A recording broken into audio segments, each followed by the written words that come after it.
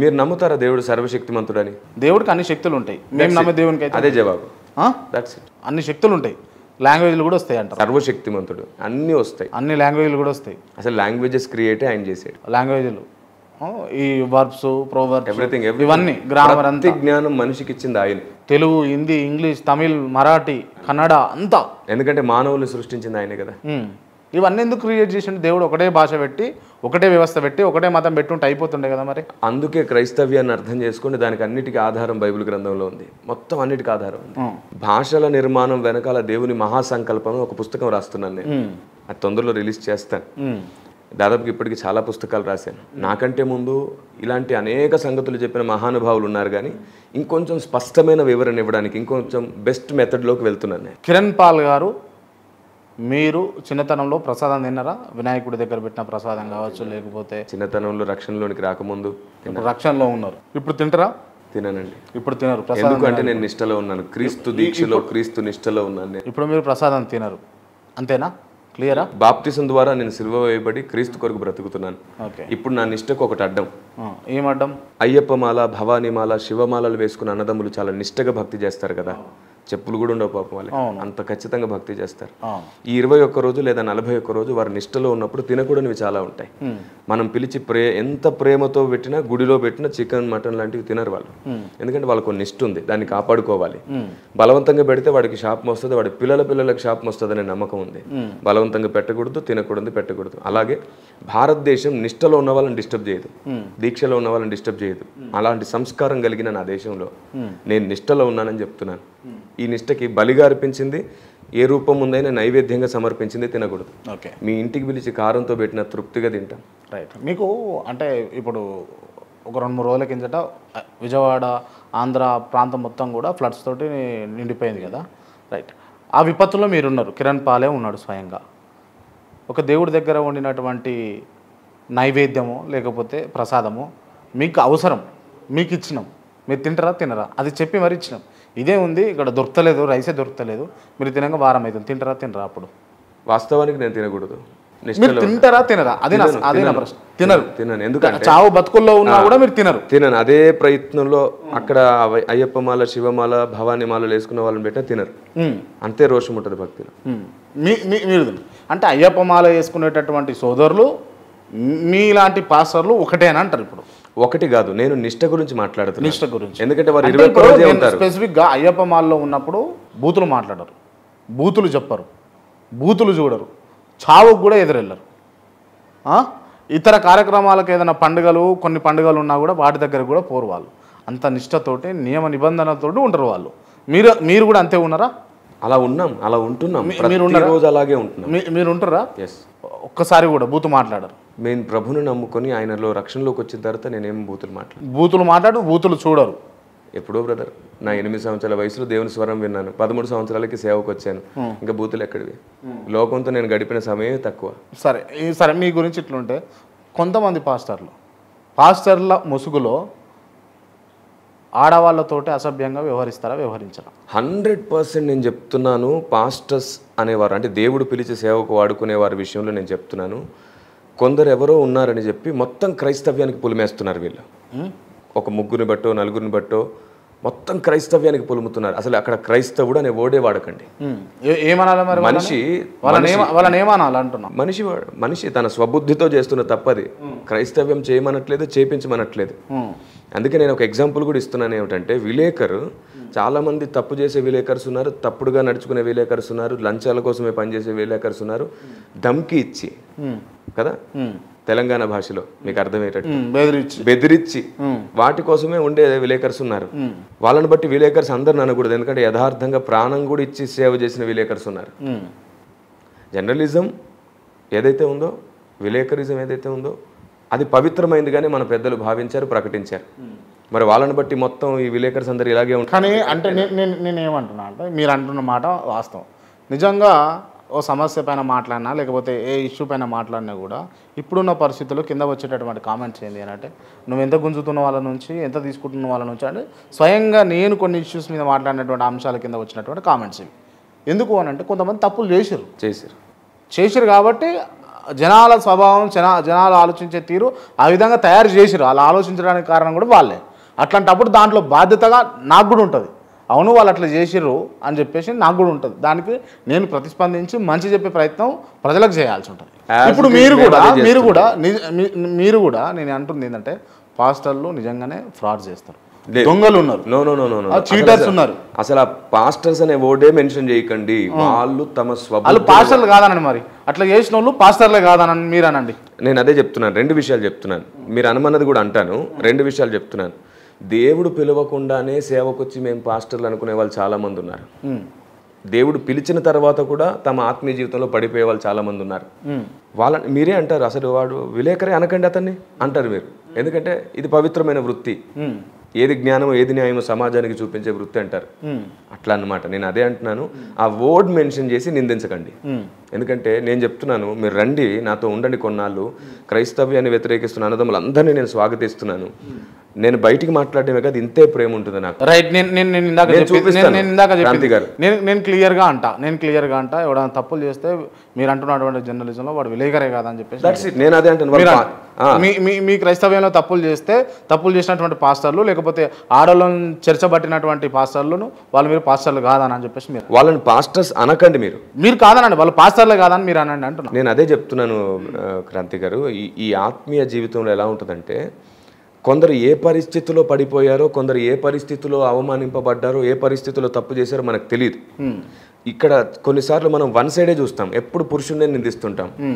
కానీ కొందరు ఉన్నారు, అందరిని అనట్లా, కొందరు ఉన్నారు కావాలనే ఎరవేసి లొంగ తీసుకొని కరెక్ట్గా వాళ్ళ టైం వచ్చేసరికి వాళ్ళు తప్పుకొని వీళ్ళ మీద నెట్టేస్తుంటారు. బైబిల్ ఉందా ఈ అంశం మీద? యోసేపు జీవితం అది ఉంది. యోసేపు జీవితాన్ని కూడా అలాగే పోతిఫర్ భార్య కరెక్ట్గా టైం ఆమె ఈగో అట్టవగానే మొత్తం యోసేపు మీద తోసేసింది. ఆ దేశమంతా నిందించిన కాలం అతన్ని నిరూపించింది. అందుకే చెప్తున్నాను, ఏది నిజమో ఏది అబద్ధమో టైం నిర్ణయిస్తుంది. అంటే మీ పాస్టర్లకు ప్రతి దాని నుంచి ఎస్కేప్ కావడానికి, బయటపడడానికి బైబిల్ కొన్ని నియమాలు రాసింది. బైబిల్ కొంచెం అంటే దాంట్లో ఉన్న వ్యాఖ్యలను మీరు అనుసరిస్తూ ఇట్లా జరిగింది కదా, ఇది కూడా ఇట్లనే అని తోసిపుచ్చడం కోసం మీరు అది నిరూపణ కింద పెట్టుకుంటారా? నెవర్. మాకు భయం ఉంది, ప్రతిదానికి దేవుడు లెక్క అప్పచెప్తాడు, ప్రతిదానికి లెక్క అడుగుతాడు దేవుడు. లెక్క అడుగుతాడు. లెక్క దేనికి? మనం చేసే ప్రతి చర్యకు అడుగుతాడు, పాపపుణ్యాలకు అన్నిటికీ ప్రతిదానికి అడుగుతాడు. ఆ భయం ఉంది మాకు. ఏడు అడుగుతాడు?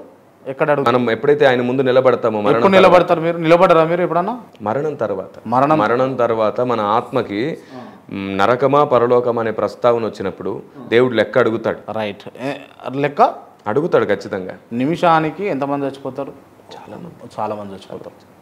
రైట్. 1,00,000 మంది చనిపోతారు అనుకుందాం ఒక నిమిషానికి. ప్రపంచం మొత్తం కలుపుకొని 1,00,000 మంది, 1000 నుంచి 1,00,000 మంది చనిపోతారు. 1000 మంది ఒకటేసారి చనిపోయినప్పుడు పైకి పోతారు కదా, మీరు అంటున్నటువంటి పరలోకం దగ్గరికి పోతారు కదా, అక్కడ యేసుక్రీస్తు ఎవరి దగ్గర పోతారు ఫస్ట్? అక్కడ ఎప్పుడు చూడండి, అంటే యేసు ప్రభువులో 4-5 ఉంటారా? లేదు. ఇప్పుడు అదే చెప్తున్నాను మీకు. బైబుల్ ఒకటి నమ్ముతుంది ఏమిటంటే, ఇప్పుడు ఎవ్వరు లెక్కప్ప చెప్పట్ల చనిపోయిన వాళ్ళందరూ. చనిపోయిన వాళ్ళు సృష్టికర్త అయిన ఒక్క దేవుని గుర్తిస్తే వాళ్ళు పరదేశి అనే ప్రదేశంలో ఉంటారు. సృష్టికర్త ఎవరో తెలుసుకోకపోతే వాళ్ళు పాతాళం అనే ప్రదేశంలో ఉంటారు. ఇది చాలా స్పష్టంగా శుక్లయజుర్వేదమే చెప్పింది. నేను అందరూ నమ్మే నమ్మకమే చెప్తున్నాను. ఎద్దేవ చేయడానికి ఏది లేదు. నేను అనేది ఏంటంటే, ఇప్పుడు క్రైస్తవులు చనిపోయారు, ఒక 10 మంది చనిపోయారు ఒకటే నిమిషంలో, ఒక ట్రైన్ యాక్సిడెంట్లో, ఒక బస్ యాక్సిడెంట్లో క్రైస్తవులు ఒక 10 మంది చచ్చిపోయారు. ఇమ్మీడియట్గా వాళ్ళందరూ ఏకకాలంలో ఒకటే నిమిషం వ్యవధిలో వాళ్ళందరూ చనిపోయారు. వాళ్ళందరూ వెంటనే వాళ్ళ ఆత్మలు అయితే పైకి పోవాలి కదా. అందరూ అనే దగ్గర ఒక మాట చెప్తాను, వాళ్ళలో ఎవరైతే రక్షించబడుతున్నారో, క్రైస్తవుడైనంత మాత్రాన స్వర్గం వస్తుందని బైబిల్ చెప్పట్లా.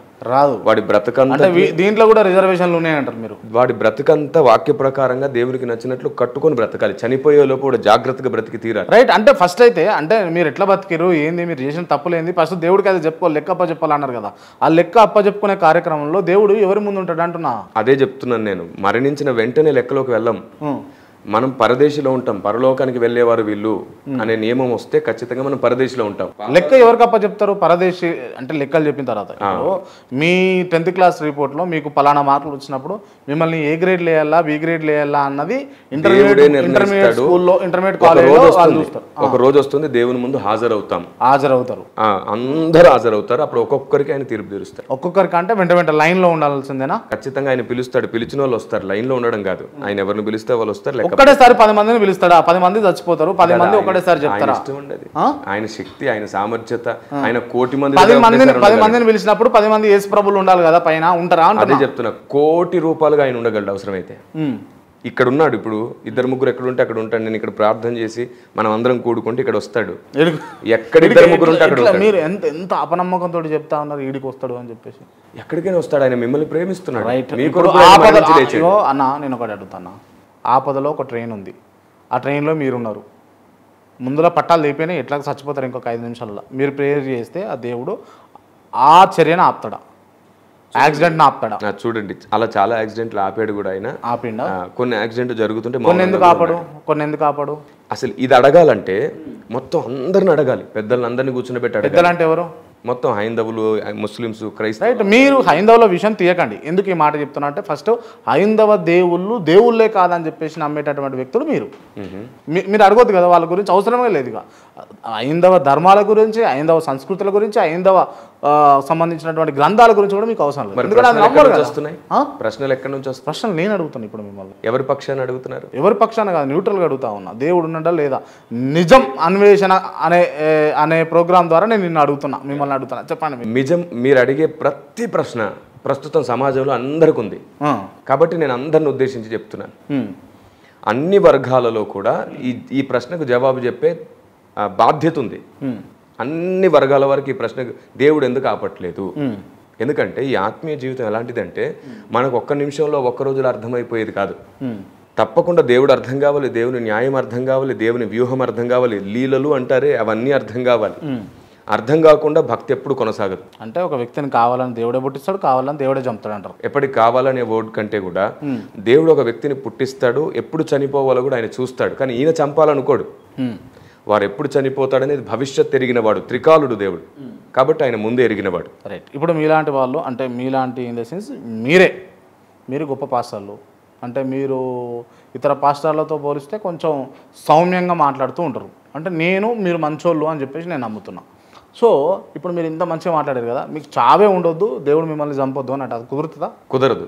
ఎందుకు కుదరదు అంటే, దేవుడిని మీరు ఇంతగానో ప్రేమిస్తారు కదా, ఒకవేళ నిజంగా దేవుడు ఉంటే మీకు చావు లేకుండా చేయాలి కదా అంట. నేను నిజంగా దేవుడు ఉంటే అంటే నేను దేవుని దగ్గర ఉండాలి. ఎప్పటికైనా ఈ భూమి మీద బ్రతుకుండకూడదు. నా పని అయిపోగానే నేను ఈ భూమి నుంచి వెళ్ళిపోవాలి. ఆయన నాతో ఎంత పని చేయించుకుంటాడో ఆ పని అయిపోగానే ఎంతకాలం బ్రతకాలో అంతకాలం బ్రతకగానే వెళ్ళిపోవాలి. మనిషి అయితే 100 సంవత్సరాలు లేదా 80 సంవత్సరాలకు మించి బ్రతకలేడు. ఒకవేళ ఎవరైనా బ్రతికితే, కొందరు గట్టిగా బ్రతికితే 200 సంవత్సరాల లోపు బ్రతికిన వాళ్ళని మనం చూస్తుంటాం, 120, 160 అట్లాగా. అవును. కానీ ఎక్కువ కాలం ఎవరూ బ్రతకలేము. ఈ శరీరం సహకరించదు బ్రతకడానికి.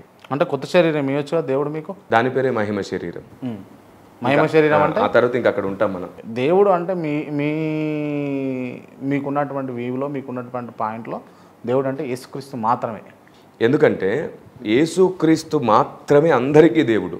మీకు, నాకు, మొత్తం భూమి మీద అందరికీ ఆయనే దేవుడు అని ఎందుకు అంటున్నానంటే, గుడ్డిగా కాదు, అద్భుతాలు ఆశ్చర్యాలను బట్టి కాదు, పరిశీలించాను. నేను పరిశోధించాను, పెద్దలతో కూర్చున్నాను, అనేక ప్రశ్నలకు నివృత్తి చేసుకున్నాను. ఒక్క మాట చెప్తాను క్రాంతి గారు, సంస్కారం, సభ్యత, పెద్దలను గౌరవించడం, ఎద్దేవ చేసే మనసు లేకపోవడం, వ్యంగ్యపు ఆలోచన విధానం లేకపోవడం ఎవరైతే ఉంటారో వారికి దేవుడు అర్థమవుతాడు, సత్యం అర్థమవుతుంది, జ్ఞానం అర్థమవుతుంది. వారి ద్వారానే ధర్మం స్థాపించబడుతుంది. వ్యంగ్య స్వభావం ఎప్పుడు ధర్మాన్ని స్థాపించలేరు. ప్రస్తుత క్రైస్తవ్యాన్ని వ్యతిరేకిస్తున్న వారి కోసం చెప్తున్నారు. క్రైస్తవ్యంలో దొంగలు ఉన్నారా లేరా? క్రైస్తవ్యంలో దొంగలు ఉండడం వేరు, క్రైస్తవులే దొంగలు అనడం వేరు. అది నేను చెప్పేది. ఈ మాటలే అపార్థం చేస్తున్నారండి. దొంగలే క్రైస్తవ్యంలో ఉంటారు అని చెప్పేసి చాలా మంది పెద్దలు. అదే పచ్చబద్ధం. అదే మాట నేను రిపీట్ అనాల్సి వస్తే వాళ్ళు ఆలోచించుకోవాలి. దొంగలే క్రైస్తవులు కాదా? అదే చెప్తున్నాను. అదే అయ్యుంటే దొంగలే క్రైస్తవులు అయ్యుంటే ఈరోజు దేశానికి ఇంత మేలు జరిగేది కాదు. అసలు ఇంకో నిందుంది. అంటే ఈ దేశానికి మేలు జరిగింది అని అంటే అది క్రైస్తవుల వల్ల, యేసు ప్రభు వల్ల, అందరి వల్ల జరిగింది. మొత్తం మతభేదం లేకుండా జరిగింది. నేను ఒక మాట చెప్తాను. ఇటీవలి కాలంలో చాలా మంది అంటున్నారు క్రైస్తవులకు అసలు దేశభక్తే ఉండదు. ఈ వ్యతిరేకించే వాళ్ళ గురించి అంటున్నాను నేను. అన్నదమ్ములకి అవగాహన లేనందుకే మాట్లాడుతున్నారు. ఎందుకు అవగాహన లేదంటే నేను చరిత్ర చెప్పాల్సి వస్తుంది. మొత్తం పూసగుచ్చినట్టు ప్రతిదీ వీళ్ళు ఏదైతే వ్యతిరేకిస్తున్నారో ప్రతి దగ్గర ఒక రహస్యం ఉంది, దాన్ని వీళ్ళు దాచిపెడతారు. అసలు వీళ్ళు యాక్సెప్ట్ చేయరు దాన్ని. అది కూడా చెప్తాను నేను. చెప్పండి. దేశభక్తి లేదు క్రైస్తవులకు అంటున్నారా? దానికి నా జవాబు, నిజంగా క్రైస్తవుడికి దేశభక్తి లేకపోతే ఈరోజు దేశాన్ని కాపుగాస్తున్న సైనికుడు, మిలిటరీ అందులో క్రైస్తవులు ఎలా ఉన్నారు? దేశభక్తి లేకుండానే దేశానికి సేవ ఎంతమంది ఉన్నారు క్రైస్తవులు? ఎంతమంది ఉండొచ్చు? అదే చెప్తున్నాను, ఎంతమంది ఉన్నా సరే మొత్తం హైందవులే లేరుగా. సిక్కులు ఉన్నారు, హైందవులు ఉన్నారు, ముస్లిమ్స్ ఉన్నారు, క్రైస్తవులు ఉన్నారు. పాల్ గారు ఒక్క నిమిషం, నేనేమంటున్నా అంటే ఆల్రెడీ అంతా ఇది హిందూ భారతదేశంలో క్రైస్తవ మతం లేకపోతే ఇతర మతం పొల్యూట్ చేస్తూ ఉంది అని చెప్పేసి కొంతమంది పెద్దలు చెప్తారు. అక్కడికే వస్తాను, ఇది చెప్పేసి అది చెప్తాను నేను. ఖచ్చితంగా మీ ప్రతి ప్రశ్నకు నా జవాబు ఉంది. నేను సమాజంలో అందరు కలిసి ఉండాలనుకుంటున్నాను, అందరూ ఒక్క దేవుని తెలుసుకోవాలనుకుంటున్నాను. ఎవరి సాంప్రదాయాల్లో ఎవరి సమాజంలో వారు ఉండండి, కానీ ఒక్క దేవుని తెలుసుకోండి. మొదట ఆ ఒక్క దేవుని తెలుసుకొని ఆయన్ని ప్రేమిస్తే చాలు, సత్యం మనకు దొరుకుతుంది. ఈ దేశభక్తే లేదు క్రైస్తవుడికి అనే ఆ తప్పుడు సిద్ధాంతం, తప్పుడు నింద. మీకు దేశభక్తి ఉందా? మీకు అడుగుతున్నాను. అక్కడికే చెప్తున్నాను నేను. దేశభక్తే లేదు అని చెప్పి క్రైస్తవ్యాన్ని నిందిస్తున్న వారి గురించి చెప్తున్నాను. దేశభక్తి లేకపోతే ఈరోజు సైనికుల్లో క్రైస్తవులు ఉన్నారు. దేశభక్తి లేకపోతే ఈ భారతదేశానికి వచ్చి కుష్ఠరోగులను పట్టించుకోకుండా వదిలేస్తే మదర్ తెరిస్సా ఈ దేశాన్ని ప్రేమించింది, ఈ దేశానికి సేవ చేసింది. మనుషులను సరఫరా చేసింది, మత మార్పిడి చేసింది. క్రాంతి గారు ఒక్కటి కూడా విడిచిపెట్టిన, అన్నిటికీ చెప్తాను నేను. అందరు వినాలి, అన్నిటికీ చెప్తాను, ఏది విడిచిపెట్టను. నిజంగా దేశ ప్రేమ లేకపోతే మరి కుష్ఠరోగులు దేశం మన దేశస్తులే కదా, వాళ్ళని ఎందుకు వదిలేసింది ఆనాటి దేశం? దేశం అంటే సాంప్రదాయం, ఆచారం, మతమేనా? ఈరోజు రాధా మనోహరన్ దాస్ గారు మనుషులు కావాలి, మంచి కావాలి అంటుంటారు. నేను ఇప్పుడు అడుగుతాను కొన్ని, నాకు చెప్పండి, మరి ఆనాడు కుష్ఠరోగులు ఎందుకు విడిచిపెట్టింది నా దేశం? దాన్ని ఆ కుష్ఠరోగుల విడిచిపెట్టే ప్రస్తావనని మదర్ తెరిస్సా వచ్చి చూసుకోవాల్సి వచ్చింది.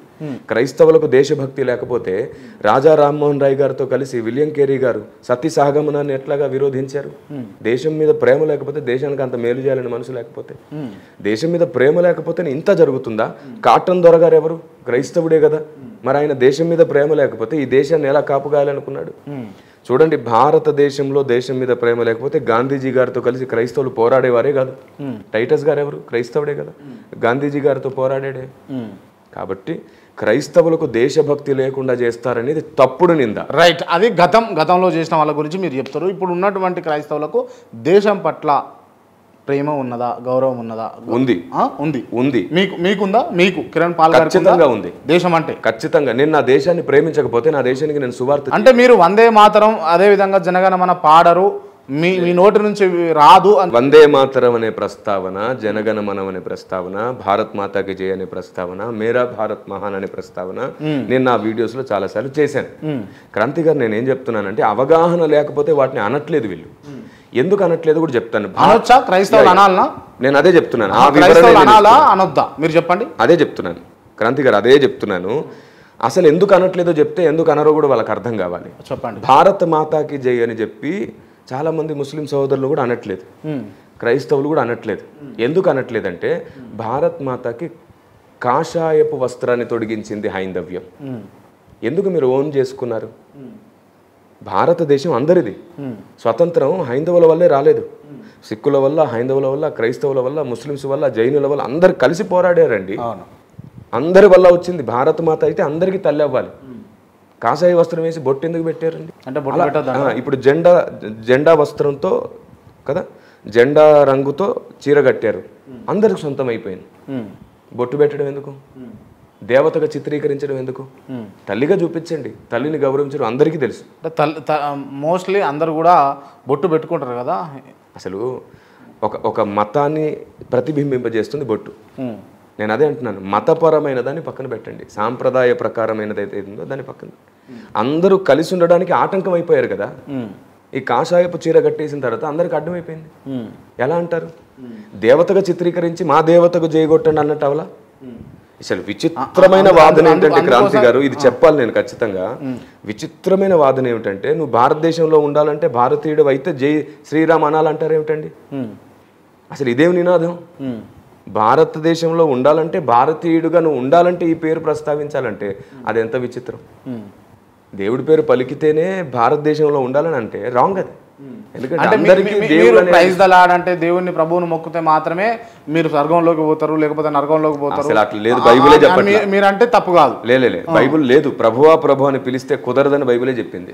ఏమని విలువ?